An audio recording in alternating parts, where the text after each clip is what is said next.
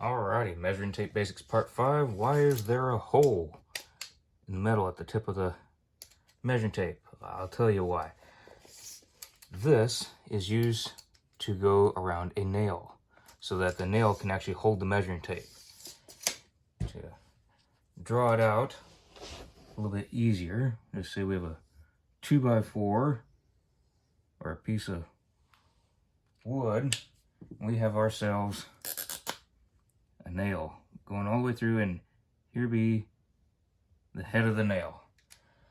Now, this piece right here with that hole is going to go over the nail and wrap into it. So the nail's going to slightly come outside of it. We'll draw it out. It will look like this. And we have our pins, measuring tape, and our measuring tape will go along there. So instead of trying to hold our measuring tape on a line on the wood, we're just going to put a little nail in, wrap this piece over the nail, and the nail will hold it. We can walk 3, 10, 15, 20 feet. As long as we keep the tension up against that nail's going to hold our measuring tape right where we want to measure to.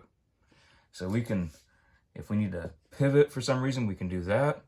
If you're going to go along the 2x4, instead of drawing a line trying to hold this on a certain line, you stick a nail right at your mark, put this on your nail, and you can just go however long your measuring tape will take you.